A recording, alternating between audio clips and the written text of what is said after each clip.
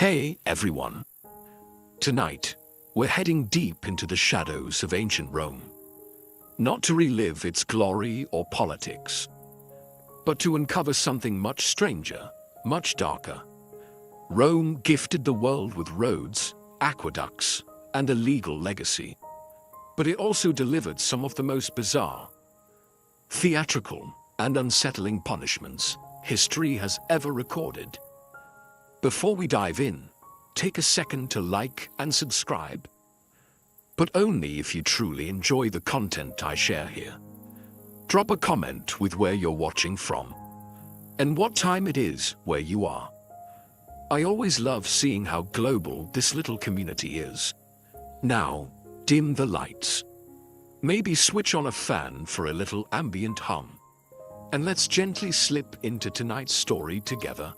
Vestals buried alive, the high price of virginity.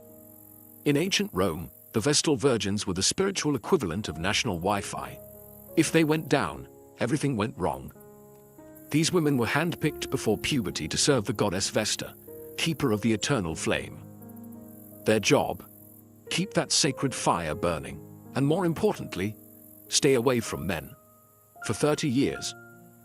Now, breaking a vow of chastity in ancient Rome wasn't just frowned upon, it was treated like detonating a nuke in the middle of the Senate. If a Vestal was caught fooling around, the punishment was literally being buried alive. Yes, alive. Not metaphorically cancelled, not sent to the naughty corner, straight up entombed underground. Why buried and not, say, executed with a sword like a normal ancient crime? Simple. Romans believed you couldn't spill a Vestal's blood, it would offend the gods. So they found a delightful loophole. Dig a pit, lower her in with a flickering oil lamp, a little bread, and a pitcher of water. Because hey, hydration matters. And then seal her in. Voila, no blood, no mess, no divine tantrums. The poor girl would lie there in the dark, thinking about her life choices while Rome dusted off its hands and moved on. You'd think the guys she got caught with would suffer the same fate, but nah. They were usually whipped to death in public. Still brutal, just quicker. To be fair, becoming a Vestal was a big honor. You got front row seats at the games, traveled in fancy carriages, and even had the power to pardon condemned prisoners with a single word. But all of that came with one little catch. Mess up once, and you're sleeping underground, permanently. And yes, Rome took it that seriously. One famous Vestal, Cornelia, was accused during Emperor Domitian's reign. Before being sentenced, she reportedly shouted, "Does Caesar think I've had sex with a god then? Because no mortal man touched me." Bold move. Didn't work. So if you're ever feeling overwhelmed by your job, just remember, at least your boss isn't threatening to bury you in a hole with some stale bread and a dusty oil lamp. Rome, where HR policies were written in stone, and fear, poena culae, death in a sack, with animal roommates.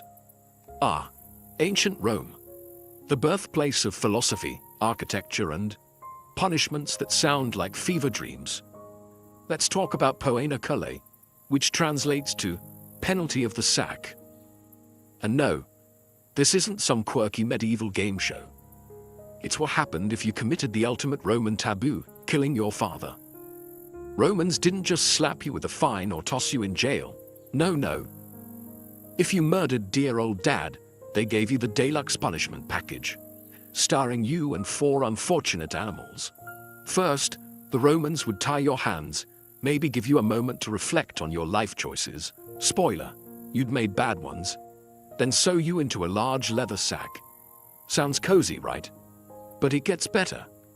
Joining you in the sack were a dog, for loyalty you lacked, a monkey, because why not add chaos, a snake, to slither through your regrets, and a rooster, perhaps to announce your doom at sunrise.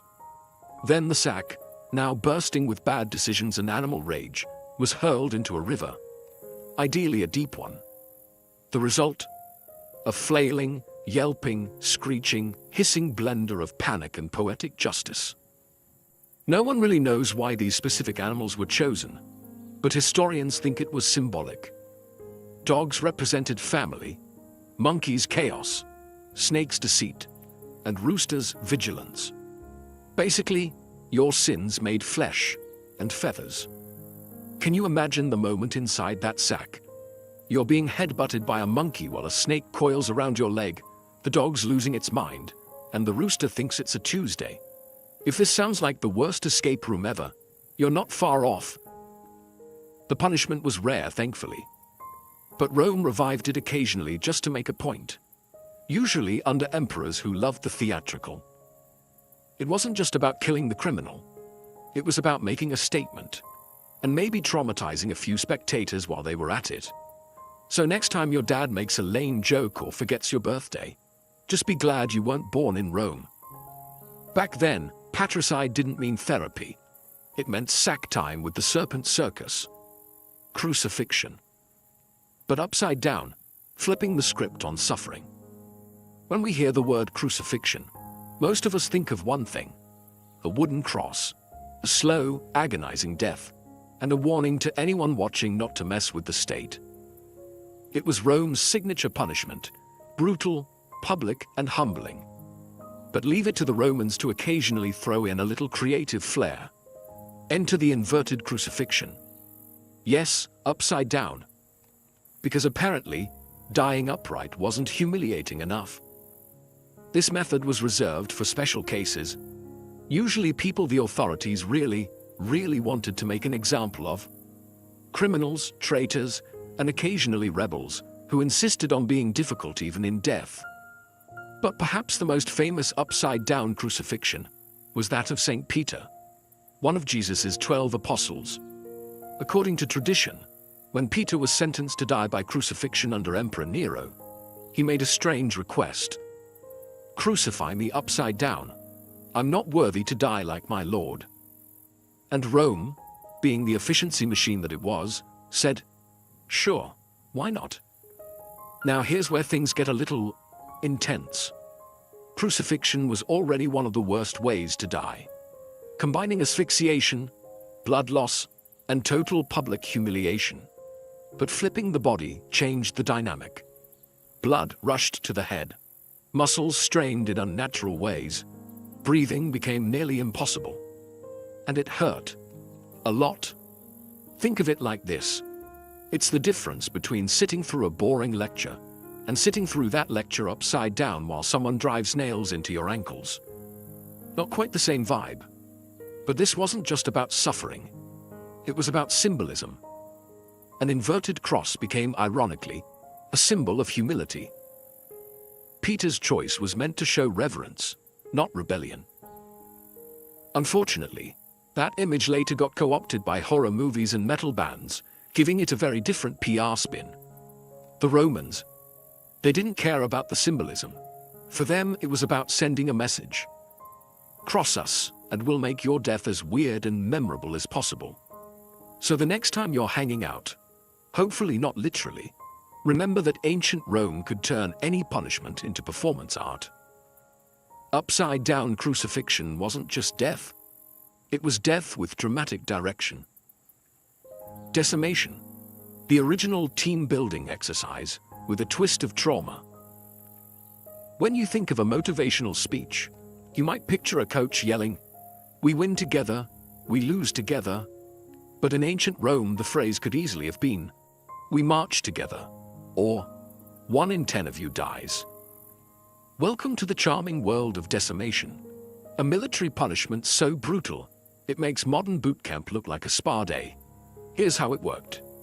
If a Roman unit showed cowardice in battle, tried to desert or mutinied, the commander had a nuclear option.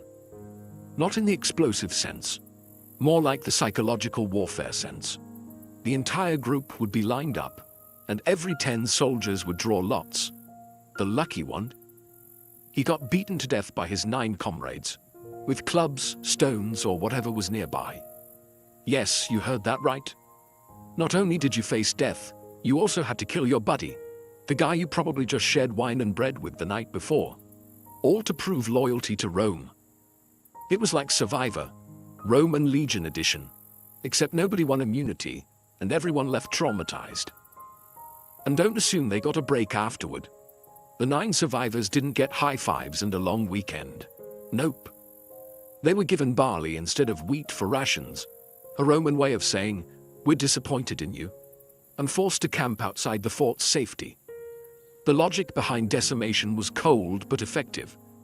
If you feared your own comrades more than the enemy, you'd think twice about running away. And oddly, it worked.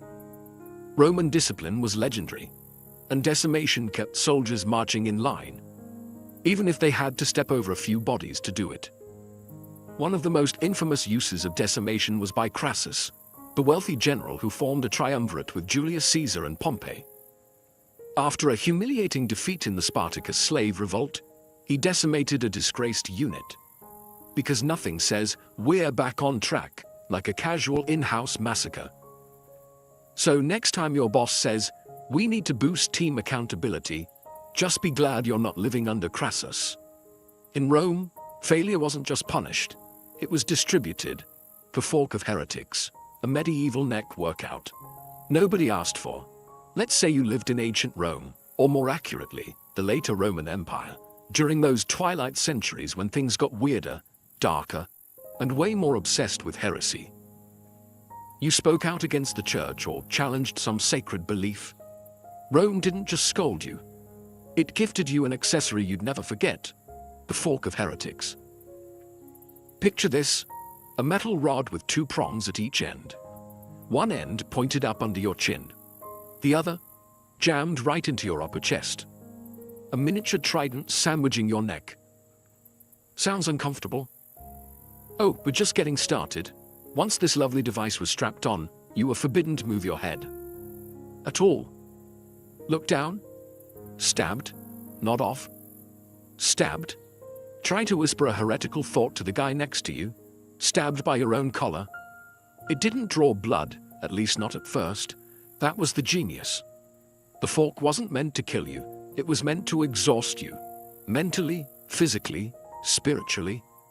You'd be left standing sometimes for days, straining every muscle just to avoid impaling yourself. It was like playing a game of don't move, where the prize was not slowly skewering your own throat. And while we call it the fork of heretics, it was also used on blasphemers, witches, suspected liars, and anyone who annoyed a bishop before breakfast. It was versatile torture, custom fit for silence, stillness, and soul-shattering discomfort. To make things even more theatrical, the fork sometimes had little Latin inscriptions engraved on it. Things like, "I renounce my sin," or "I am guilty." Because nothing boosts your confession like being slowly impaled by typography. What's wild is that this punishment wasn't even one of Rome's most extreme. It was more of a starter pack for sinners. No blood, no public execution, just quiet suffering and internal panic.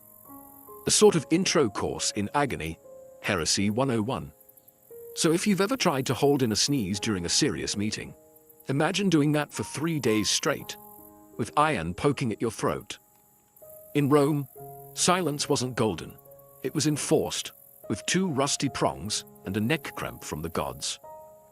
Thrown from the Tarpeian Rock, Rome's original unfriend button. Forget passive-aggressive texts or dramatic social media unfollows.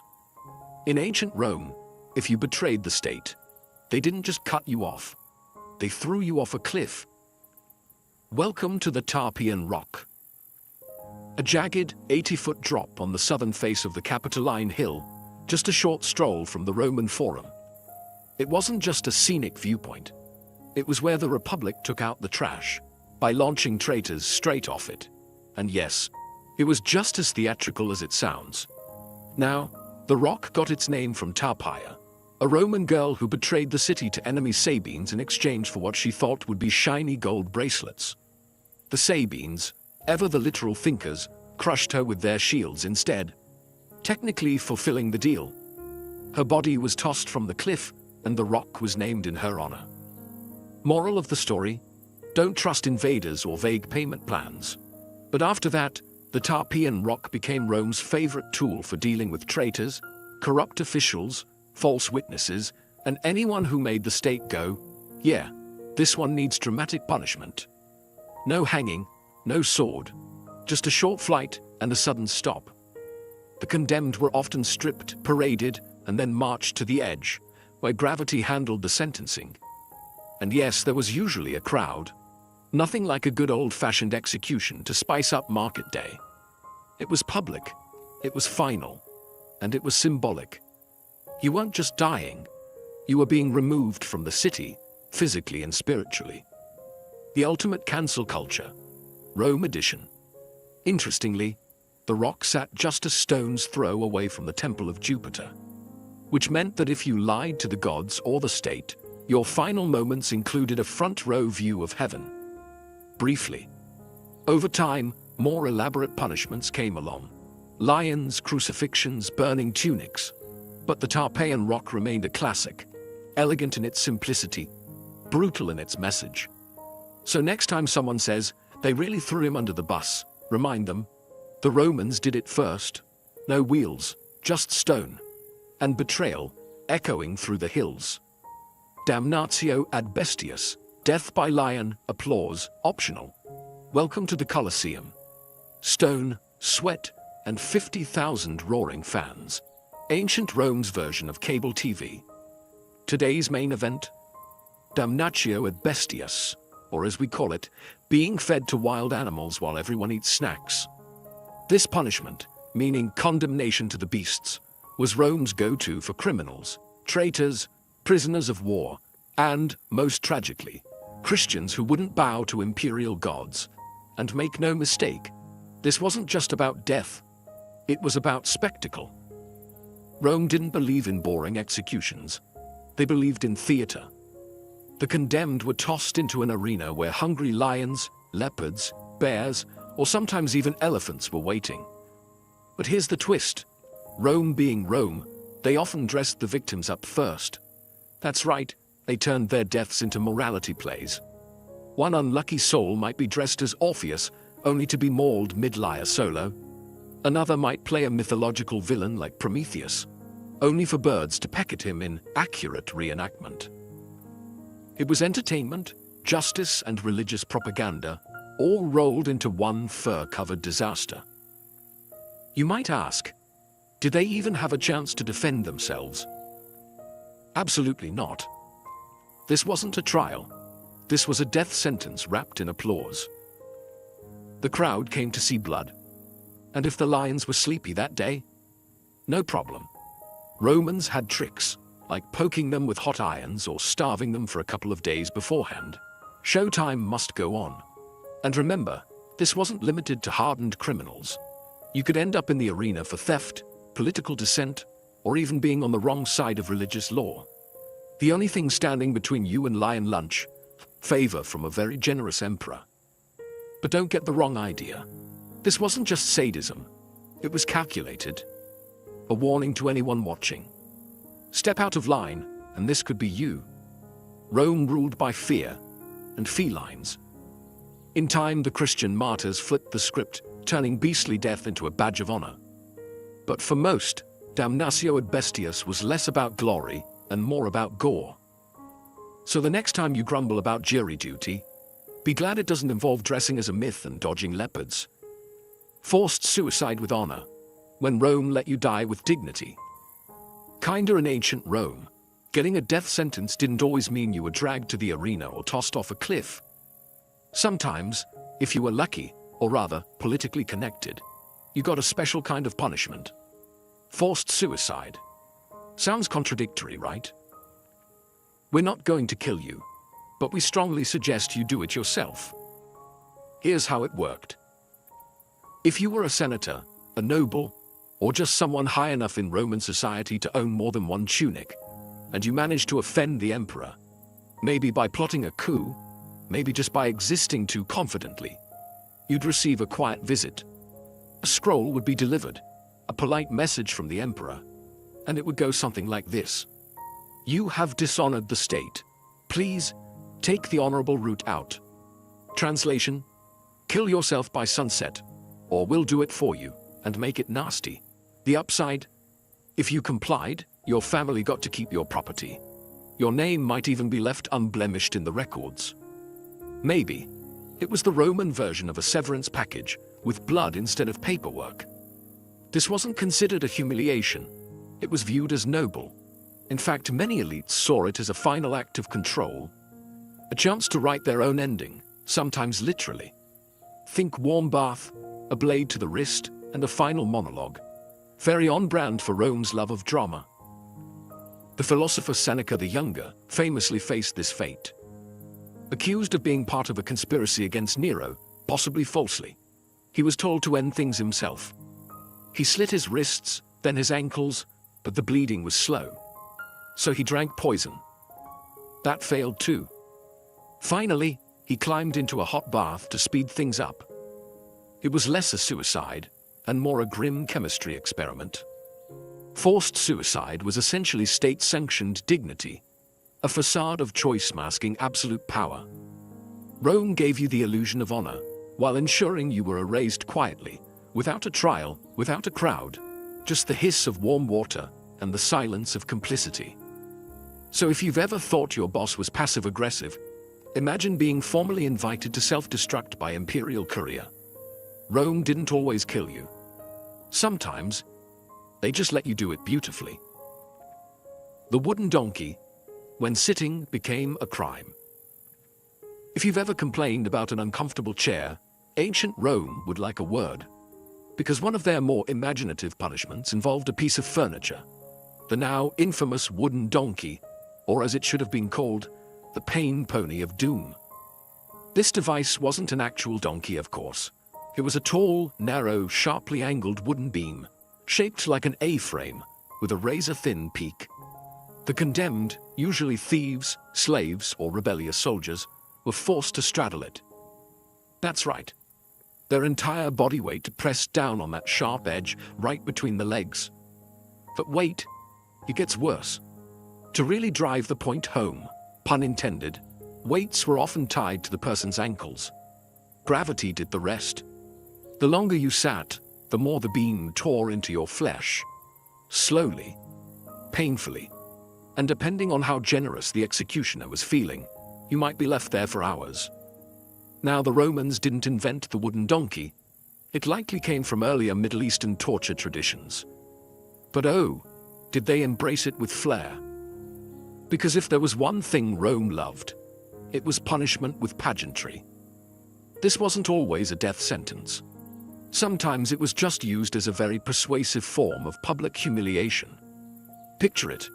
A crowded square. A merchant caught cheating customers, now wailing atop the donkey while kids laughed and vendors sold snacks. It was pain, performance, and a life lesson all in one. Even worse, Roman generals sometimes used it as field discipline. Soldiers who disobeyed could find themselves straddling the donkey as a reminder to follow orders. Because nothing says morale booster like internal bleeding. And yes, there were occasional modifications. Some donkeys were metal, some had spikes. One record even mentions a heated version, because apparently Rome was taking feedback and innovating on the fly. It was humiliating, it was brutal, and it turned the simple act of sitting into a punishment that could scar you for life, physically and mentally.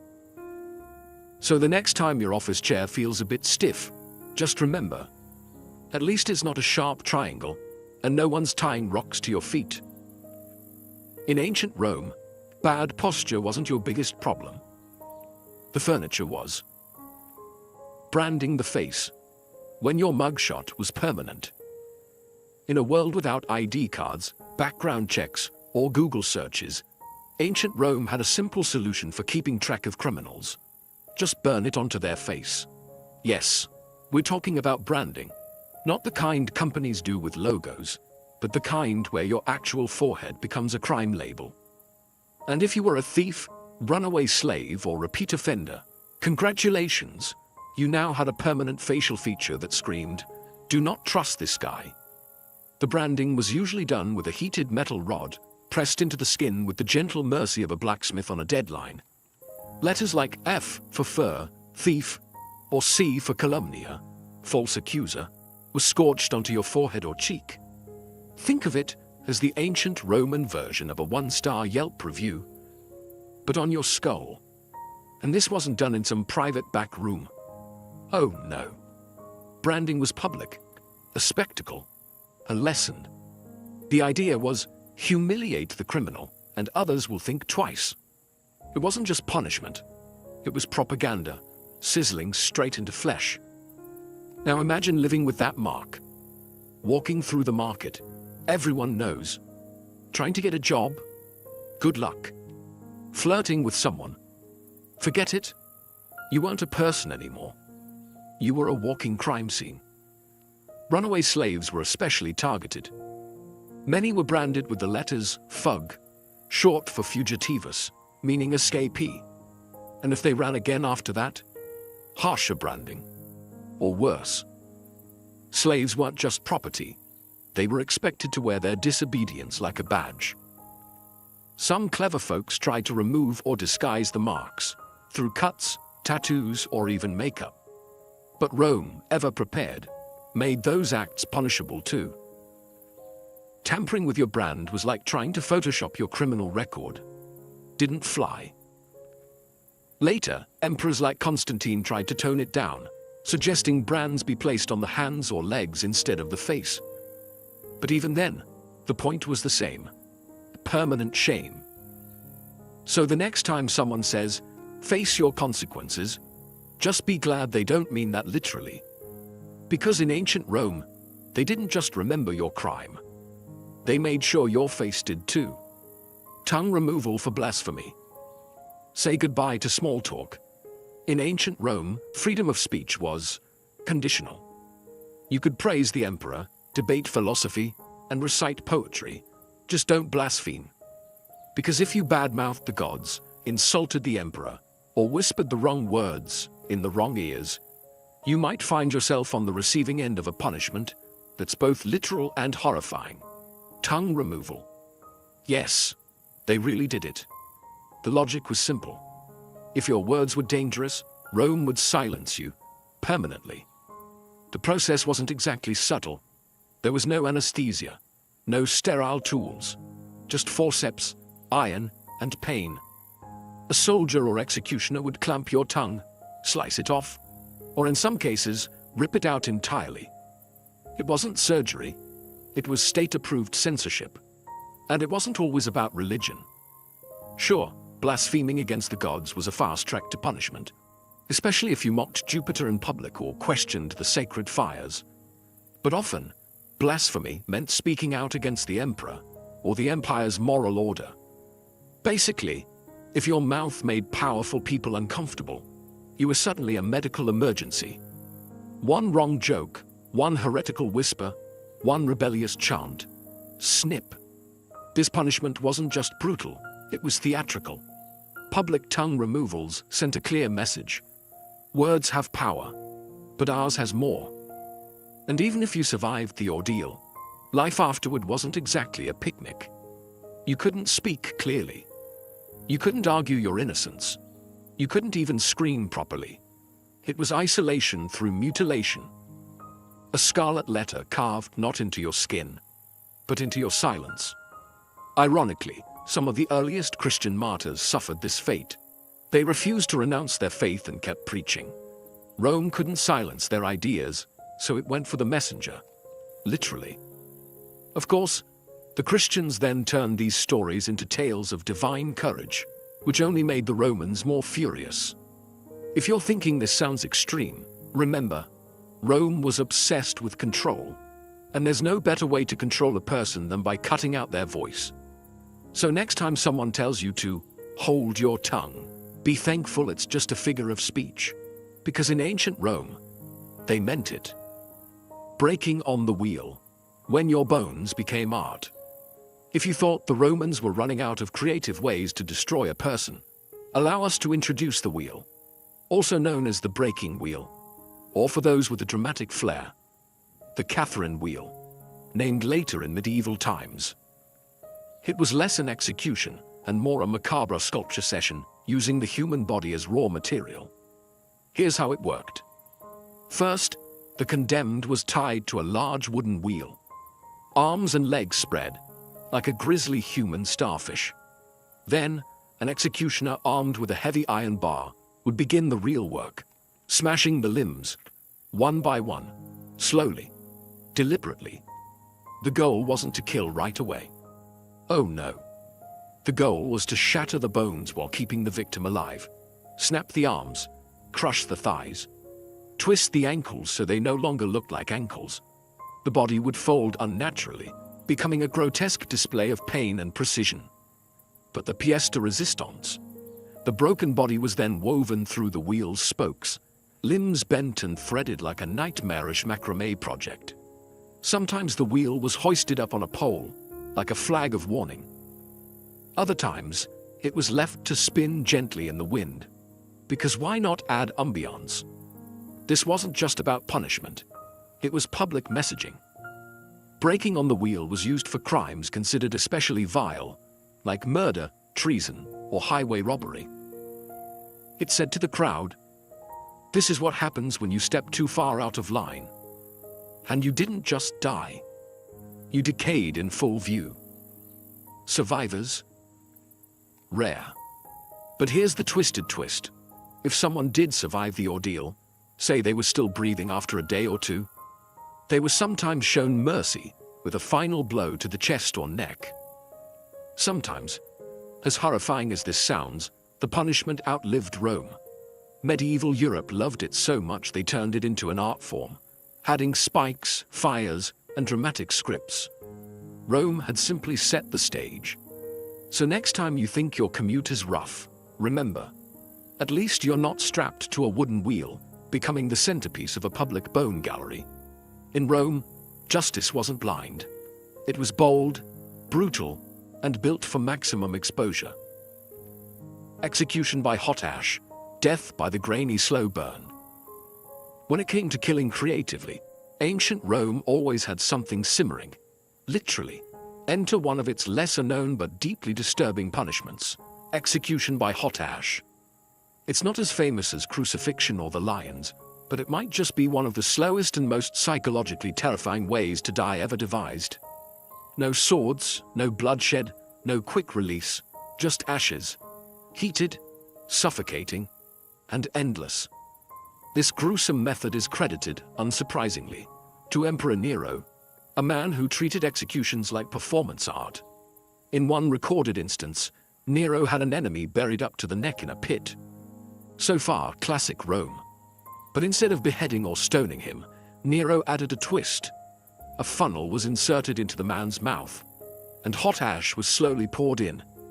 Not boiling water, not fire. Ash. At first glance, it seems harmless. Ashes are soft, right? But here's where the genius horror kicks in. The ash is scorching. It clogs the throat, sears the lungs, and suffocates from within. It doesn't kill fast. It chokes, slowly, gradually. You feel every moment, every breath turning to fire, every swallow becoming your last. And as the ash settles, you're not bleeding. You're not burned on the outside. But inside, everything is failing. It's death by dust. Death by suffocation dressed as silence. Why ash, though? Because it was humiliating, undignified. Ashes were the remnants of destruction, used to clean filth, wipe away traces of things burned. To die in ash was symbolic. It meant you were beneath notice, unworthy of steel or flame. You weren't even worth a dramatic death, just the slow grind of what was left over. It's worth noting this punishment wasn't common. It was reserved for those Nero really didn't like. People whose very existence he wanted erased quietly, yet with maximum psychological torment. And to the crowd, it didn't look like much. No blood, no screams, just a man in a hole, and a trickle of grey dust. So the next time someone tells you, ashes to ashes, dust to dust, remember that in Nero's Rome, that wasn't just poetic, it was protocol. The tunica molesta, Rome's deadliest wardrobe malfunction. In ancient Rome, fashion didn't kill, unless you were wearing the tunica molesta, or as we might call it, the flammable death robe. Picture this. You're led into an arena or strapped to a stake, and instead of chains or ropes, the executioner approaches you with a tunic. Oh good, you think. At least they're giving me something to wear. Then you notice it's dripping, not with water, but with pitch, tar, and oil. This is the tunica molesta, literally annoying tunic, but more accurately, highly flammable nightmare onesie. It was a garment soaked in combustible material, fitted snugly, and then set on fire while you were still very much alive and inside it. This wasn't just a method of execution, it was a public performance. Most famously used under emperors like Nero, who turned executions into after-dinner entertainment. During his infamous garden parties, Nero would use the tunica molesta to light the grounds, human torches illuminating his twisted vision of Roman leisure. Who wore it? Arsonists, traitors, Christians, anyone deemed worthy of a particularly theatrical end. The flames clung to the body, melting skin, igniting hair and searing lungs. And there was no escape, no rolling to put it out. The tunic stuck to you. It burned with you. And because Rome loved a good mythological reference, they sometimes modeled it after Hercules' poisoned shirt, a garment that caused the hero unbearable agony before his death.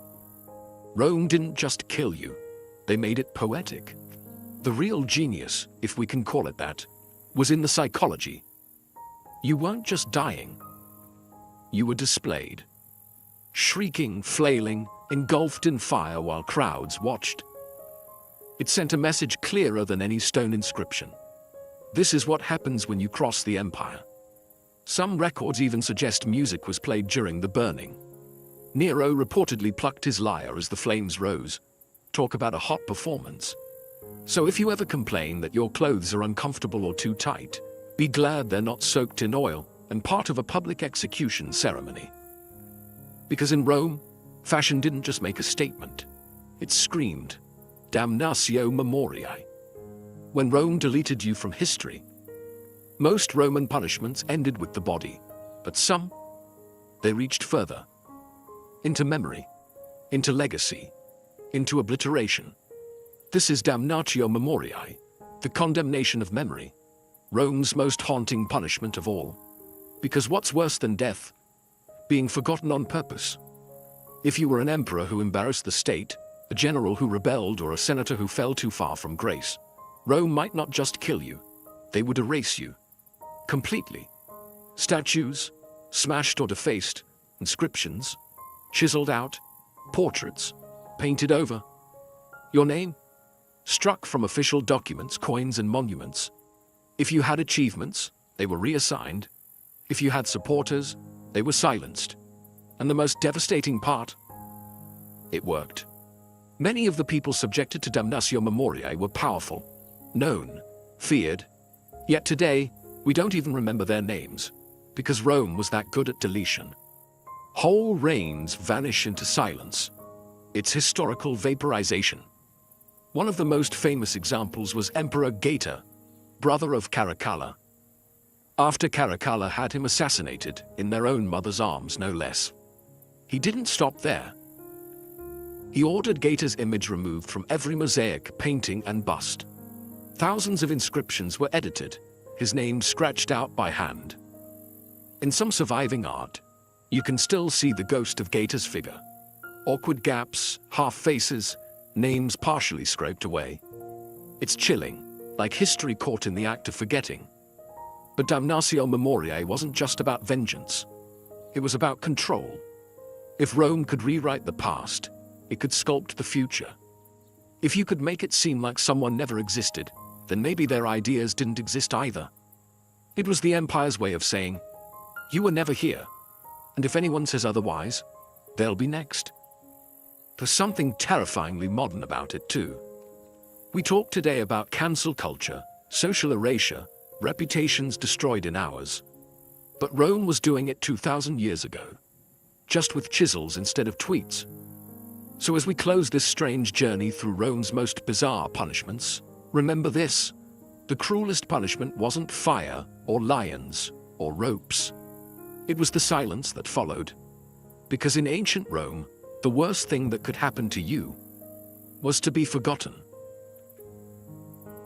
In the early 1800s, the American landscape stretched endlessly westward, wild, unknown, and whispering promises to those bold enough to chase them. The East, crowded with cities, factories, and fading farmland, had begun to feel tight, constrictive. But the West, that was the dream. A blank canvas with just enough danger to make the paint stick. It began as a whisper, in taverns, in church pews, around dinner tables. Stories of open land, of rivers that shimmered like silver, of valleys that bloomed without effort. The Louisiana Purchase in 1803 had more than doubled the size of the young United States. Suddenly, there was space, unimaginable space. And it belonged to no one, or so the government claimed. For many, the West was more than a direction on a compass. It was a fresh start, a place where your name didn't carry your debts, where nobody asked where you were from, only what you could do with your hands. It called to dreamers and desperados alike. Farmers looking for new soil, widows seeking peace, and adventurers chasing legends carved out of campfire tales. There were no highways, no guarantees, and no second chances. Every journey westward began with uncertainty. Would the wagon survive the mountains? Would the river freeze too soon? Would there be food on the other side? And yet, tens of thousands went. Entire families, with infants swaddled in flour sacks and grandmothers tucked between crates of salted pork, set off into the unknown. To go west was to gamble everything, but to stay behind felt like surrendering to a life of limits. The frontier wasn't just a place on a map. It was a test of will, of grit, of the ability to carve order out of chaos using nothing but timber, steel, and raw hope. And as the sun sank behind endless prairies and mountain ridges, casting long shadows on wagon wheels and weary faces, one thing was clear: America's story wasn't written yet. It was being dragged slowly westward, one rickety mile at a time. Before the pioneers could brave the wild frontier, they had to build a vessel that would carry not just supplies, but their entire future. Enter the covered wagon, the backbone of the westward migration. It was no stagecoach or fancy carriage. It was a wooden box on wheels, held together by sweat, hope, and iron nails. Most families didn't build wagons from scratch. They bought them or modified existing carts. The most famous type was the Conestoga, but on the frontier, something smaller, lighter, and cheaper was needed. That became the prairie schooner, so named because its canvas top, billowing in the wind, looked like a ship sailing across grassy seas. But this ship didn't carry gold or jewels. It carried salted pork, flour, beans, cast iron pots, a spinning wheel, a Bible, and maybe one good quilt. Every inch was accounted for. Space was life. And weight could kill you. A fully loaded wagon might hold up to 2,000 pounds, any more, and the oxen pulling it would collapse long before you reached the Rockies. Horses were too delicate, mules too expensive. Oxen were the true engines of expansion, slow, stubborn, but unbreakable. Families slept in the wagons, under them or beside them. Privacy was a luxury few could afford. And despite what Hollywood suggests, people didn't ride inside all day. That would jostle bones and bruise backs. Most walked, mile after mile, day after blistering day. Wagons weren't just transportation. They were survival pods. They held medicines, spare wagon tongues, gunpowder, and seeds. Some even carried baby chicks in boxes beneath the wagon bed to start a coop once the family settled. And yet, for all their practicality, wagons were also symbolic. They were hope on wheels. Once the oxen were yoked, once the wheels creaked into motion, there was no turning back. The house was sold, the land behind was gone.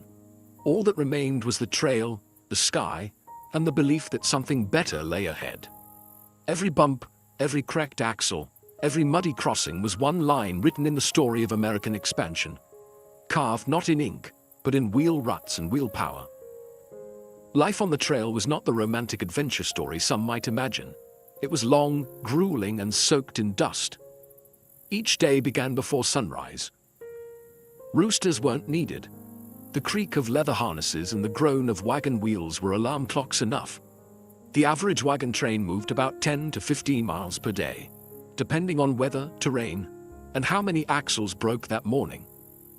Over time, trails like the Oregon, Santa Fe, and California routes carved themselves into the earth, each lined with discarded belongings, broken wheels, and the graves of those who never made it west. Meals were simple, hearty, and endlessly repetitive. Coffee was a luxury, water a gamble. Streams could be clean or crawling with bacteria. Boiling it helped, if you had the fuel and time. Otherwise, it was luck and prayer.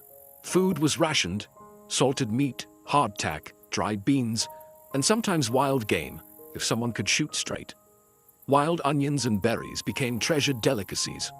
Illness was the greatest killer on the trail. Cholera swept through camps like wildfire. It came from contaminated water and killed quickly, within hours sometimes. Dysentery, scurvy, and snake bites took others. There were no doctors, only home remedies and hope. Sometimes, hope wasn't enough. Still, there were moments of joy. Children played with sticks and stones, or skipped along the wagon's shadow. Weddings occasionally took place on the trail, so did births. Entire families were forged not just by blood, but by shared hardship and dust-soaked camaraderie. At night, the wagons circled, not to fend off native attacks, as often mythologized, but for protection against thieves, animals, and the cold wind. Fires were lit, bread was baked on hot stones, and someone might pull out a fiddle. For a few hours, laughter and music pushed back the darkness. But rest was always brief. Tomorrow brought more walking, more wilderness, and fewer guarantees. Life on the trail was survival by routine. You learned to love your boots and hate your blisters. You learned to mourn quietly and move forward anyway. Because the land didn't wait for grief, it only moved west. After weeks or even months on the trail, the sight of trees, water, and flat land was enough to make a pioneer fall to their knees in gratitude. But celebration was short-lived, because once a family found their spot, the real work began. Homesteading wasn't glamorous. There were no pre-built homes waiting, no fences, no roads, just open land and the ticking clock of the seasons. The first priority: shelter. Usually a one-room log cabin, barely large enough to hold the family that built it. Tools were limited, and every log had to be felled, trimmed, and hauled by hand or oxen. No chainsaws, no blueprints, just axes, grit, and guesswork. Most cabins had dirt floors, which turned to mud in the rain and froze solid in winter. Windows were often just holes covered with animal hide or greased paper to let in light while keeping out the worst of the cold. A chimney was luxury. Many cabins started with simple holes in the roof to vent smoke. You coughed a lot. Inside, the family slept on piles of straw, furs, or corn husks. Beds were made from rope strung across wooden frames. If you were lucky, the gaps between logs were sealed with mud and moss to keep out the wind. If you weren't, the wind came in anyway. And then came the first winter, the season that tested every soul. If the family hadn't stored enough firewood or food, the months ahead could mean starvation or frostbite. Snowstorms might trap them inside for days. Coyotes howled in the dark. Wolves circled, but still the frontier spirit endured. Families made candles from animal fat. Children learned to patch clothes and cook over open fires. They read from the Bible by firelight. They wrote letters home, if there was a place to send them. Neighbors were few and far between. But when a new cabin appeared on the horizon, help was offered. A shared roof raising, a borrowed cow, a hot meal. Survival wasn't about toughness, it was about community. One family couldn't last, but 10 might. The first winter on the frontier wasn't just cold, it was a quiet crucible, where dreams were either hardened into resolve or buried beneath the snow. On the American frontier, strength wasn't measured in muscle alone. It was measured in endurance, sacrifice, and quiet, relentless courage. And no one embodied that more than frontier women. Forget the dainty damsels of dime novels. These women were warriors in aprons. The moment they stepped off the wagon, they became builders, farmers, midwives, butchers, doctors, and teachers, all wrapped into one. If something needed doing, they did it, because there was no one else. They woke before dawn to churn butter, bake bread, and milk cows, all before most men even rubbed their eyes. They planted gardens, preserved food, tended to livestock, and sewed everything the family wore, often from scratch. In times of sickness, they administered herbal remedies. In childbirth, they acted as midwives, sometimes for neighbors, sometimes for themselves. Alone. A woman on the frontier could kill a snake with a shovel in the morning and teach her children to read by afternoon. She might lose a child to fever and still have dinner on the table by sundown. Guns were no stranger to their hands. If their husbands were away, or gone for good, women defended the homestead with whatever was available: rifles, axes, frying pans. There are stories of women fending off wolves, outlaws, and even raiders, all while holding a baby on one hip. Loneliness was the enemy too. For some, the nearest neighbor might be miles away. Letters took weeks, even months, to arrive. The silence could be deafening. And yet, these women endured, knitting civilization from wilderness, one stitch, one lesson, one loaf at a time. Frontier women also formed the heart of community. They organized barn raisings, cared for sick neighbors, and hosted Sunday gatherings when churches were still only blueprints. When towns finally sprang up, it was often the women who insisted on schools, libraries, and law. They weren't background characters in the story of the frontier. They were the backbone. Uncelebrated, overworked, and often overlooked, yet impossible to forget once you knew their strength. So, the next time you picture the Wild West, don't just think of cowboys on horses. Think of a woman, hair pinned back, sleeves rolled up, shotgun by the door, and cornbread in the oven. For every wagon that rolled westward, for every cabin raised and field plowed, there was already someone there. The American frontier wasn't empty. It was occupied by hundreds of indigenous nations who had called the land home for centuries, even millennia. From the Great Plains to the Pacific coast, the land was deeply woven with native life: hunting grounds, sacred sites, migration paths, rivers filled with meaning. But to the US government, and to most pioneers, this wasn't seen as home. It was seen as potential. And so began a long, painful unraveling of promises. The US government signed treaty after treaty with native tribes, agreements that promised peace, land rights, and resources. But almost every one of these treaties was broken. As settlers poured westward, tribes were pushed back, then pushed again. Sometimes it was with ink, sometimes with fire and bullets. Entire nations were forced onto reservations, often barren and far from ancestral homes. The Cherokee, Choctaw, Lakota, Comanche, and dozens more were made strangers on their own land. Some native groups tried diplomacy, others resisted. Armed conflicts erupted. The Black Hawk War, the Sand Creek Massacre, Little Bighorn. But even when native warriors won a battle, they lost the war. The government simply kept coming, with troops, with railroads, with settlers hungry for space and willing to claim it at any cost. It wasn't just a land grab. It was cultural erasure. Children were taken from families, sent to boarding schools, where they were punished for speaking their languages. Sacred traditions were outlawed.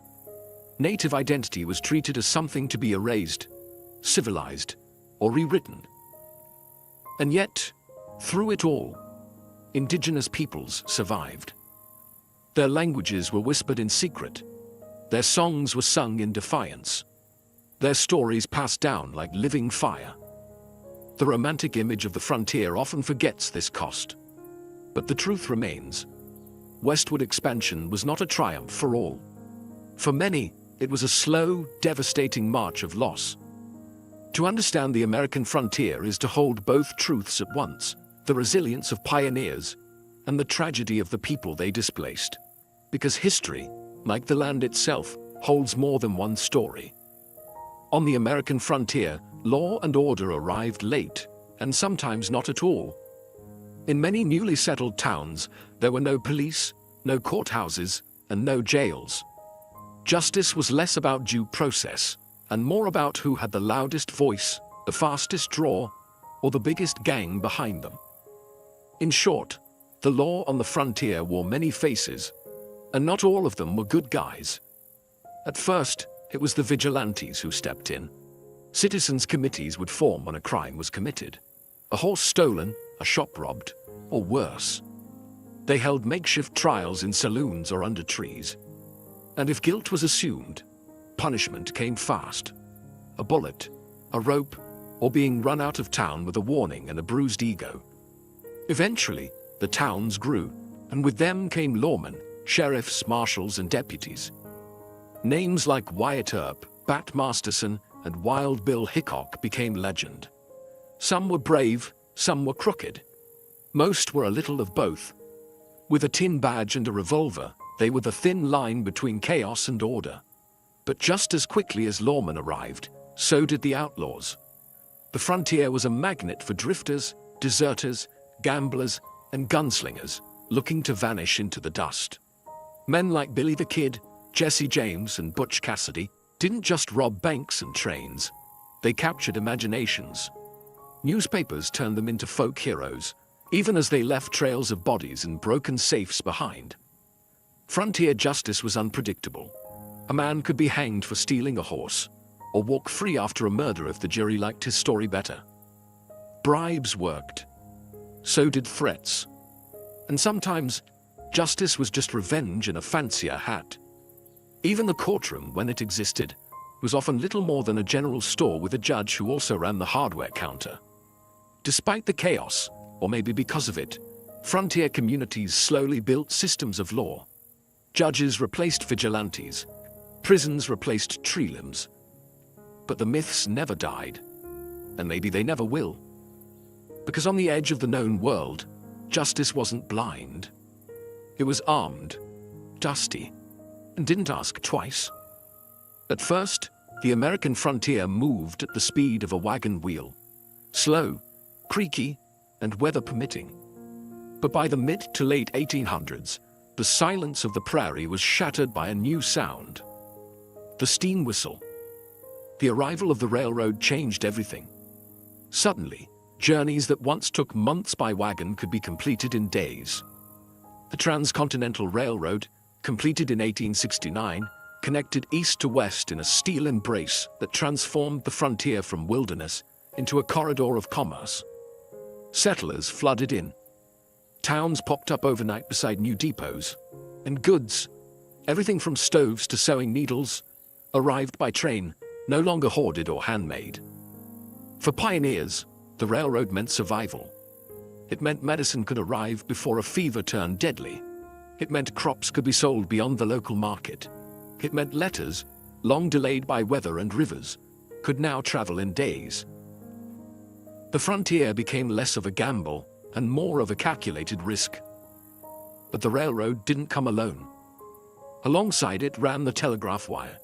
Thin, humming strands of copper that stitched the country together with dots and dashes. The telegraph gave the frontier something it had never had before. Instant communication. A rancher in Wyoming could get news of a presidential election within minutes. A sheriff could call for help from 100 miles away. Isolation, the great fear of the early pioneer, was dying, one beep at a time. The impact was huge. Economies expanded. Government reached farther. Law enforcement got faster. But not everyone welcomed it. Indigenous tribes saw railroads and telegraph poles as intrusions. Signals that the land they once roamed freely was now bound by wires and owned in sections. Some fought back, sabotaging lines, derailing trains, delaying the inevitable. Yet progress rolled on. The Iron Horse was unstoppable. Towns that the railroad skipped were left to wither. Others boomed, becoming cities almost overnight. The wilderness was shrinking, mile by mile, rail by rail. And while the frontier spirit didn't disappear, it was no longer isolated. It was plugged in, connected, and commercialized. The frontier was still wild, but now it ran on steam and signals. By the end of the 19th century, something profound had changed. The line that once separated wilderness from settlement, the famed frontier line, had blurred, faded, and finally disappeared. In 1890, the US Census Bureau officially declared, "There can hardly be said to be a frontier line." In other words, the American frontier was closed. The great push westward was over. The forests had been cleared. The railroads linked coast to coast. The buffalo were nearly gone. Tribes were confined to reservations. The land, once vast and mysterious, had been measured, mapped, and sold by the acre. But what did that mean? For some, it meant victory. The dream had been realized, a continent tamed, a nation stretched from sea to sea. For others, especially native peoples and displaced communities, it meant erasure, loss, and a bitter silence where homelands had once been. Yet the end of the frontier wasn't just about geography, it was about identity. The rugged individualism, the myth of the lone pioneer, the campfire stories of heroism and hardship, these didn't vanish. They became legend. Writers like Frederick Jackson Turner argued that the frontier had shaped the very soul of America, its democracy, its grit, its restlessness. The frontier taught Americans to adapt, to survive, to rely on themselves and their neighbors. It gave birth to the cowboy, the log cabin president, the gold rush prospector. All icons woven into the fabric of national myth. But the reality was messier. The frontier was sweat, dirt, disease, and death. It was brave and brutal, hopeful and unjust. It was full of contradictions, and its legacy remains a reflection of that tension. Today the frontier lives on, not in geography, but in spirit, in the idea that pushing into the unknown, whether it's land, science, or space, defines what it means to be American.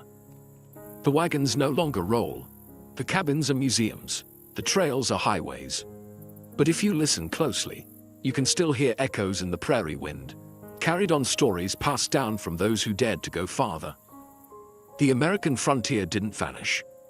It became the foundation. Nimrum. Before there were instruments, there was rhythm. The beat of a foot on earth, the clap of two hands, the thump of a heart in a quiet chest. Music did not begin with wood or string or bone. It began with the body. It began with breath.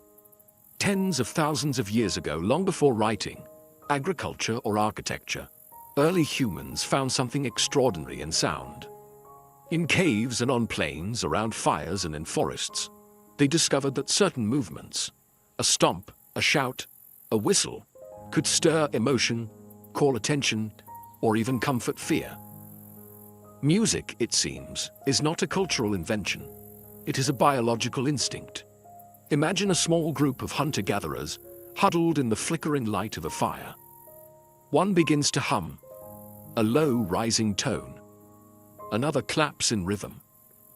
A third starts to mimic bird calls. There are no words, just sound. And in that moment, they are no longer just individuals surviving the elements. They are connected. They are human. Before the flute, before the drum, sound itself was sacred. Many anthropologists believe that early music may have emerged from imitation, copying animal calls for hunting or mimicking natural sounds to communicate across distances. But at some point, these sounds crossed the line from utility to expression. A rhythm became more than a signal. It became a language of emotion. A hum became a lullaby. A scream became a song. There's a theory that music came before language, or at least alongside it. That before we spoke, we sang. Infants even today respond more instinctively to tone and melody than to speech. Something about pitch, rhythm, and vibration is hardwired into us. We didn't just invent music, we remembered it. And perhaps most beautifully, these first sounds weren't reserved for the elite or the gifted. They were universal, a shared experience of early humans across continents. Music was made in Africa, Asia, Europe. Anywhere there were voices and hands and something to strike or shake. Before the first flute was carved from bone, before strings were stretched and drums were skinned, humans already knew sound could move the soul. And that was just the beginning. In the chill of Ice Age Europe, where mammoths roamed and glaciers carved the land, a quiet revolution took place, not in tools or fire, but in sound. Somewhere in a cave, an early human picked up a hollow bird bone, bored a few holes into it, and blew. Out came a tone. Pure, haunting, intentional. This was no accident. This was the birth of the musical instrument. Archaeologists have uncovered bone flutes dating back over 40,000 years, making them some of the oldest known instruments on Earth. Found in sites like the Hohlfels cave in Germany, these flutes were made from vulture wing bones or mammoth ivory. Not easy materials to work with. But their makers took the time to carve finger holes at precise intervals, allowing for a range of notes. That precision tells us something profound. This wasn't random. It was music. Structured, repeatable, crafted for expression. Why did they do it? Perhaps the sound mimicked birdsong, a call to nature. Perhaps it accompanied rituals, marking the transition from life to death or the passage of seasons. Or maybe, just maybe, someone made a flute because they wanted to make beauty in the darkness. It's easy to think of prehistoric humans as crude, focused solely on survival. But the flute suggests otherwise. It speaks of creativity, of a mind that looked at a bone and didn't see food, but possibility. These instruments also imply community. A flute played alone makes music, yes. But in a group, it creates rhythm, harmony, and shared experience. Around a fire, flutes may have joined voices, clapping or drumming on logs and stones. The music would rise, echoing off cave walls, the first concerts in human history. And consider this. These Ice Age flutes predate the invention of agriculture, the wheel, and even writing. In the hierarchy of innovation, music came early, not as a luxury, but as a need. The flutes of the Ice Age weren't just tools. They were expressions of joy, sorrow, mystery, and ritual. Fragile whispers from the deep past, still capable of moving us today. From bone and breath, humanity made melody. If the flute was our first voice, then the drum was our heartbeat. Long before cities, long before kings, there were circles of people gathered under stars, clapping, stomping, and pounding rhythm into the ground. The drum wasn't invented in one place. It emerged everywhere, across continents and cultures, as if the human body and Earth itself were asking to be synchronized.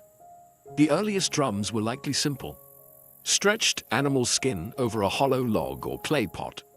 They were tools of rhythm, yes, but also of ritual, communication, and power.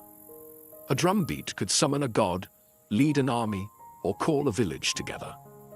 It wasn't just noise, it was a signal. In Africa, some of the oldest known drum traditions trace back tens of thousands of years. There, drums became voices, instruments that could speak tonal languages, mimicking human phrases. In Siberia, shamans used drums to enter trances, their rhythms unlocking gateways to the spirit world. In the Amazon, the sound of a water drum echoed through the jungle like thunder made by human hands.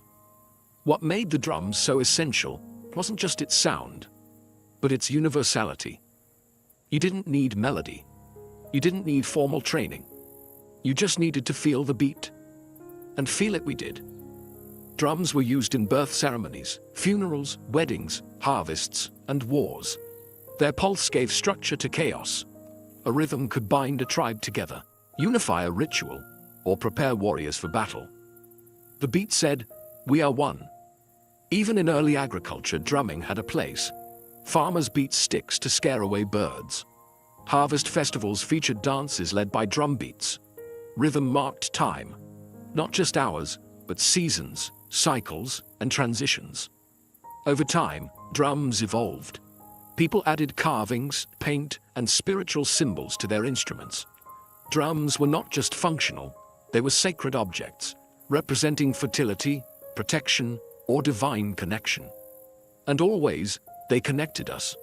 Across language barriers, across generations, across worlds.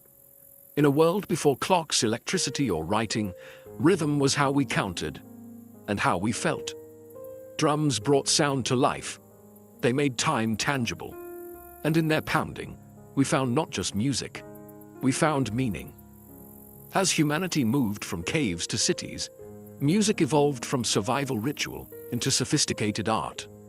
Nowhere was this more evident than in ancient Mesopotamia, the cradle of civilization, where rivers carved kingdoms and writing was born. Here, music began to look elegant. Among the temples and ziggurats, we find some of the earliest depictions of stringed instruments, harps and lyres, drawn on tablets, carved into walls, and even buried with kings. These weren't bone flutes made in secret. They were crafted with care, adorned with gold, silver, and lapis lazuli, their curves as graceful as their sound. The harp, in particular, became a symbol of refinement, religion, and royalty. In the city of Ur, dating back over 4,500 years, archaeologists uncovered the famous bull-headed lyre, buried beside the tomb of a noblewoman. Its body was inlaid with gold, and its face crowned with a golden bull's head. Not just an instrument, but a myth in wood and string. These early harps didn't have frets or fingerboards. Strings were plucked by hand, and each tone was fixed. But what they lacked in flexibility, they made up for in atmosphere. A Mesopotamian harp didn't shout like a drum. It whispered. Its notes hung in the air like incense. Sacred, dreamlike. In these cities, music became organized. Musicians were trained. Scales and intervals were recorded in cuneiform. The harp was used in ceremonies, storytelling, and even astronomy, as scholars mapped the stars and matched them to harmonies, believing the heavens themselves sang in celestial intervals. The presence of harps in Mesopotamian burial sites tells us something profound. Music was believed to follow the soul beyond death. It wasn't just entertainment. It was spiritual architecture, building bridges between worlds. And unlike the thunder of drums or the primal howl of flutes, harps brought a new quality to music. Intimacy. Soft, thoughtful, deliberate. For the first time, perhaps, sound was not just for the gods or the tribe. It was for reflection. With a stretched string and a wooden frame, Mesopotamians gave voice to silence. And from that silence, the first melodies of civilization were born. In ancient Egypt, music wasn't just an art, it was a divine language. The Egyptians believed that music was a gift from the gods.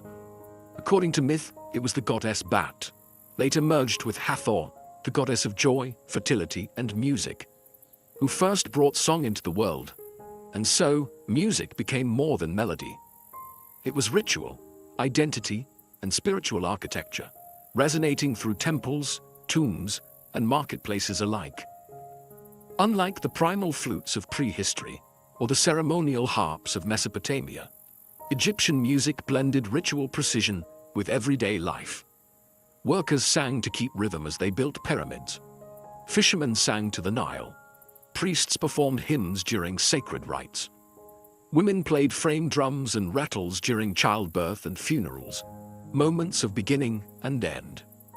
The most iconic Egyptian instruments were harps, lutes, lyres, sistrums, and flutes.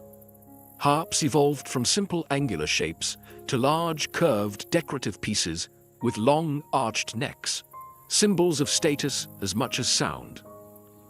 Some had up to 22 strings, crafted with such elegance that they appear in tomb paintings, still vivid 3,000 years later. The sistrum, however, held a unique place. A type of rattle with metal rods that jingled when shaken, it was closely associated with goddess worship, especially that of Hathor and Isis. The sound wasn't meant for amusement. It was meant to awaken the divine, to shake off evil, and to protect the soul during ceremonies. Musicians in Egypt weren't always commoners. Some were priests or priestesses, serving in temples through music. Others were court musicians, entertaining pharaohs and foreign dignitaries with songs praising gods, kings, and legacy. Music also bridged worlds. In funerals, songs and chants guided the soul through the underworld. Tombs of the wealthy often included lyrics and even illustrations of instruments and musicians, as if to ensure the departed would be accompanied by sound in the afterlife. For ancient Egyptians, music was eternal. It honored the gods, unified the people, and reminded them of cosmic order. Ma'at. Rhythm wasn't chaos, it was the heartbeat of the universe. In Egypt, to make music was to echo the sacred. To the ancient Greeks, music wasn't just an art form, it was a science of the soul and of the universe itself. While other civilizations used music in ritual and celebration, the Greeks asked a deeper question: why does sound move us? And their answer was found not just in poetry or philosophy, but in mathematics. Enter Pythagoras, the philosopher best known today for his triangle, but who also played a monumental role in the origins of music theory. According to legend, Pythagoras passed a blacksmith's shop and noticed something strange. The sound of hammer strikes changed depending on the size and weight of the hammers. This inspired an experiment with strings. He discovered that when a string was divided in simple ratios, like 1.2 or 2.3, it produced consonant, harmonious tones. This revelation birthed the idea of the harmony of the spheres, the belief that the cosmos itself operated on mathematical ratios, and that music was an echo of universal order. Every plucked string wasn't just a note, it was a mirror of the heavens. Greek instruments reflected this philosophy. The lyre, a small harp-like instrument, became a symbol of civilization and education. Poets like Homer and Sappho were often depicted with one in hand.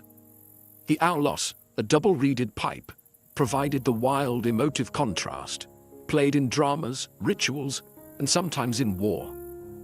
Music in Greece was deeply tied to ethics and character.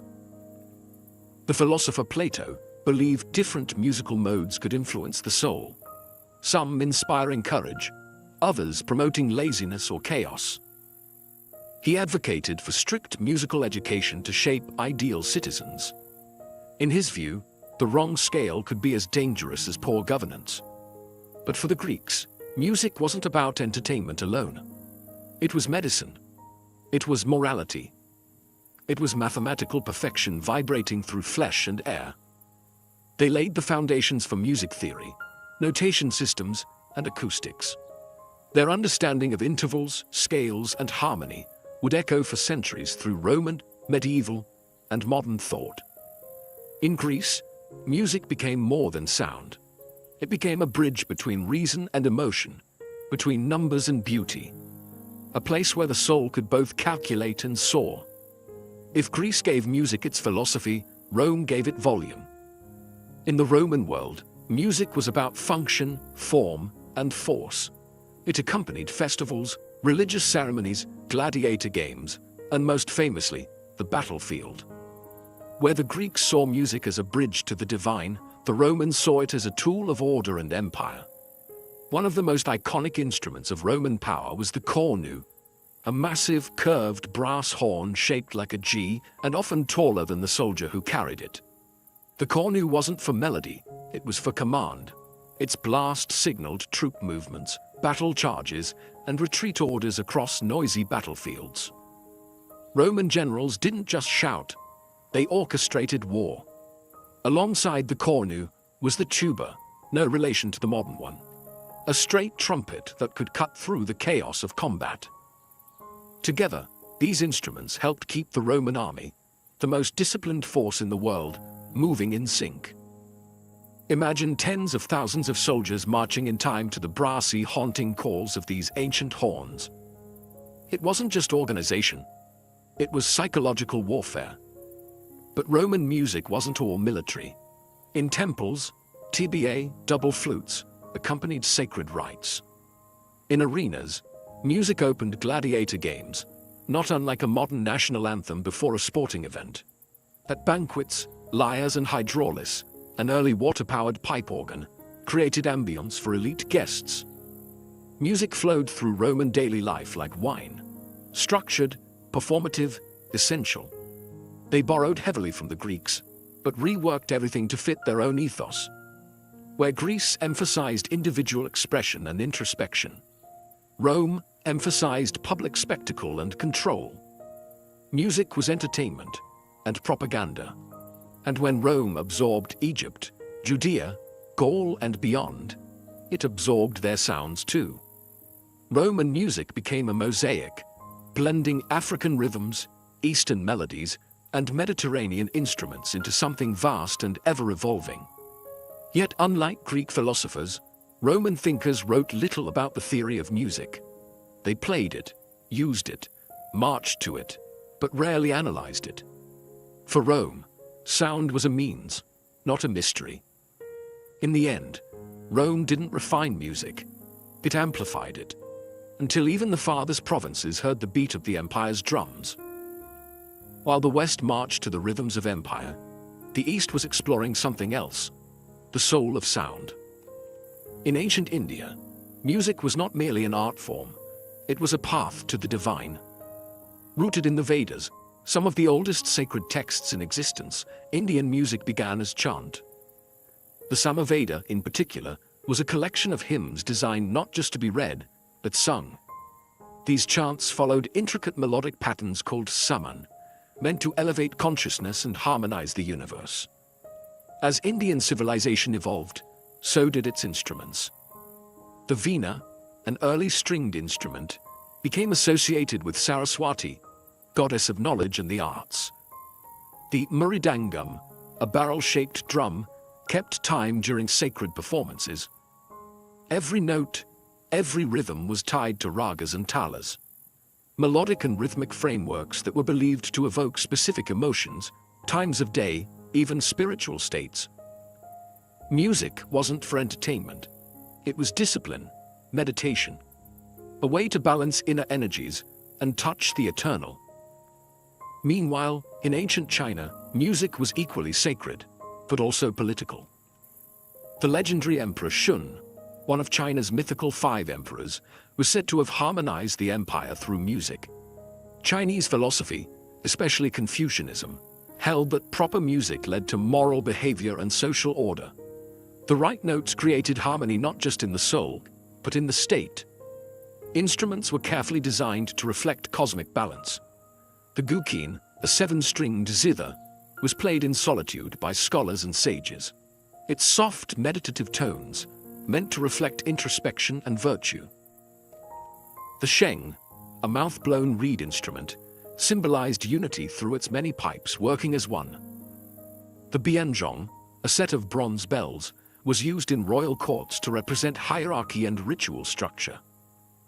Chinese music was tuned to precise mathematical intervals that matched natural cycles, aligning humanity with the heavens. In both India and China, music was not separate from life. It was life, a mirror of the cosmos, a code of discipline, a sacred pulse. While Rome used music to conquer, the East used it to commune. With the divine, with nature, with the self. From the thrum of bone flutes in Ice Age caves to the shimmering strings of Mesopotamia. From Egyptian sistrums that summoned gods to Chinese zithers that calmed emperors. Music has always been more than entertainment. It is a language without borders, a force that predates empires and outlasts them. But why has music endured when so many other inventions have faded? Because music speaks directly to something we can't explain. The emotional center of our being. It comforts, warns, excites, unites, mourns. It's what a lullaby offers to a crying child. What a funeral drum says when words fall short. What a national anthem stirs before a battle or a game. Music is intuitive. A melody from the Andes can move someone in Africa. A drum beat from a Polynesian island might feel familiar to someone in Scandinavia. It's not the notes we recognize. It's the feeling they carry. And music is flexible. It adapts. It absorbs. It survives colonization, migration, war, and revolution. Instruments cross oceans. Songs change languages. Scales evolve. But the core remains. Rhythm, tone, expression. Across history, we've used music to define identity. Tribes, nations, religions, revolutions, all have had their songs. But we've also used it to transcend identity, to collaborate, to connect. Music doesn't require a shared tongue. It only requires ears and a heart that listens. Modern science now confirms what ancient wisdom intuited. Music alters brain waves, reduces stress, and triggers memory. Alzheimer's patients, even when words vanish, remember melodies. Soldiers cope with trauma through sound. Babies respond to lullabies before they can speak. We've turned music into therapy, into protest, into worship, into business, into life. In a world fractured by language, belief, and geography, music remains a rare constant, a human signature that traces back to our earliest ancestors, blowing into bird bones and thumping rhythm into stone. No matter how far we advance, in AI, in space, in technology, music reminds us of our origins. It reminds us that we are not machines. We are feeling, thinking, dreaming beings. And as long as we live, we will keep making music. Because long before we had stories to tell, we had sound. And sound made us human.